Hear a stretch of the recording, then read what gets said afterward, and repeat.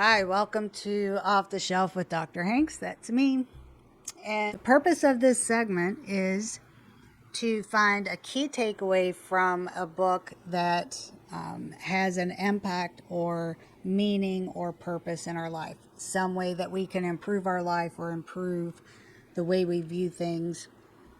And successful people read that's scientifically shown, but we don't always have time to read a lot. And the thing is sometimes you have to read a lot of books and a lot of pages in order to find one little golden nugget that is useful for you.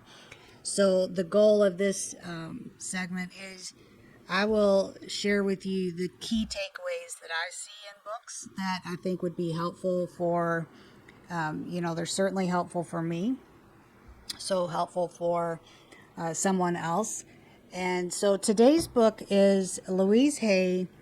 It's called You Can Heal Your Life. And actually, I was kind of resistant to even buy it because this title, Heal Your Life, indicates that something's wrong with your life. And that may not always necessarily be the case. Sometimes we just need guidance or help through things. But she published it in 1984 originally. I purchased this copy somewhere between the 95, 97 time frame. So I have had it for a long, long time, almost 30 years. And it's one of these books that is not a once and done. I use it as a handbook, as a guide. Anytime I come across a challenge that I need help navigating, oftentimes I will turn back to Louise Hay to see what she has to say about it, because it's that good. And she covers health, relationships, money, work, all of the things that make up the biggest part of our life and have the potential to improve or detract from the quality of our life. So,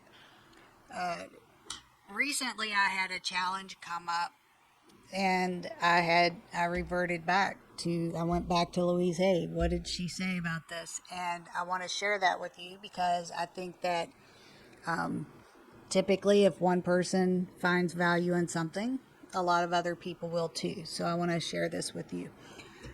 Louise's philosophy basically, in one respect, is that we are typically exactly where we need to be in life at any given moment. We are where we need to be.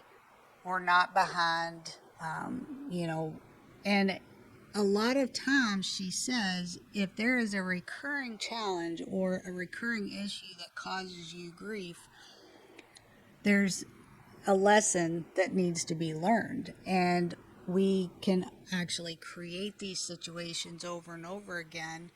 And the benefit of this is that there is something to learn. And if we change our perspective to what can we learn from this, then a lot of times we can grow and improve and eliminate that challenge from our life, or at least shorten the duration. We all have good days and bad days. That's never going to change. But if there is a recurring challenge that we have, we can oftentimes, reduce the amount of time that we have to spend dealing with it and learn new ways to deal with it and better ways. So the situation for me was a challenging time where things aren't going exactly the way I'd planned. Things aren't going the way I wanted. And I have experienced this before and realized one day that I failed miserably the last time I went through this because I didn't know how to deal with this type of challenge where, you know, my story, some of you know this, but I worked so hard and I believed that if I did certain things and I put in the work and I did my part, that life would return the desired outcome or the reward that I was after. That didn't happen.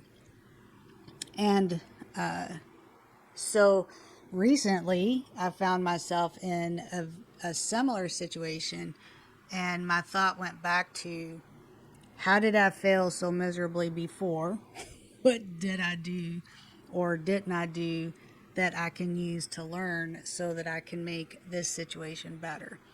And sometimes what she says is that maybe we need to learn something about ourselves. Maybe we need to learn something about other people. We can grow. Maybe we can change our point of view. Maybe we need to experience something in a different light so that we can have a positive impact. We can turn that into a positive for other people. So basically, we have an opportunity every time we face certain challenges. We have the opportunity to fill in the gaps in our strengths where we may be really strong in some areas, but we have weaknesses in other areas. So this is an opportunity to fix that. And, how we treat other people, what we think about situations, or what impact that has on us, what our point of view is, what our perspective is, all of those different types of things.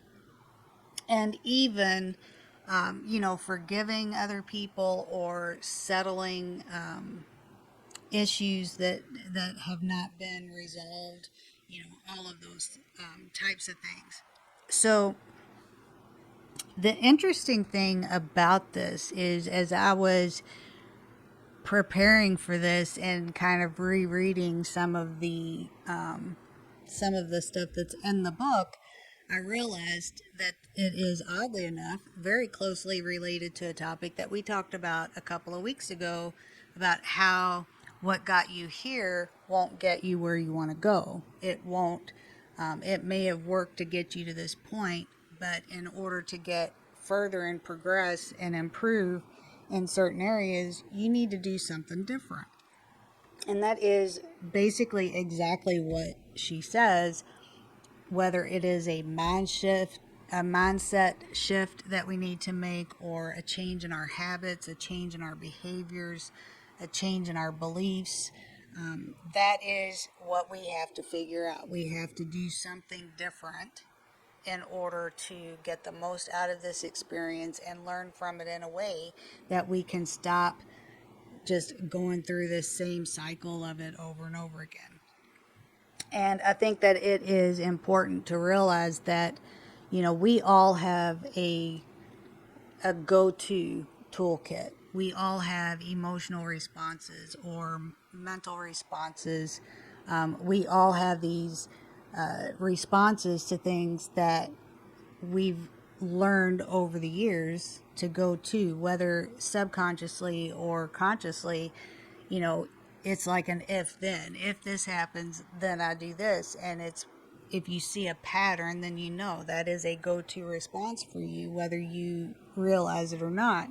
And what becomes clear is that sometimes our go-to responses are not serving us well anymore. Maybe they served us well at the time.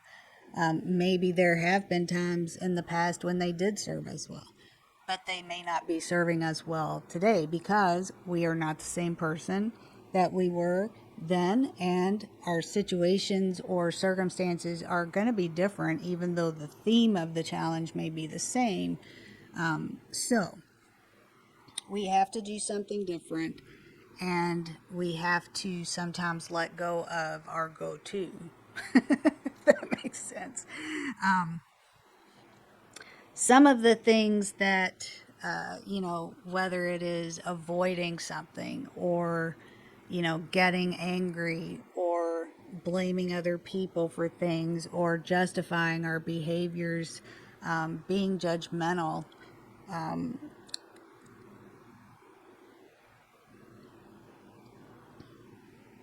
don't even know what that word is. I wrote a keyword down to remember me, but I can't read what I'm writing right now. So those are, let's just say, avoidance, anger, lashing out, passing judgment, those types of things are sometimes the behaviors or the attitudes that we need to change. And this is not a personal attack on anyone. I mean, we all have good days, we all have bad days, and we all have challenges and things that come up in our life that we have to face that we may or may not like. And it's not personal, it's just the way it is.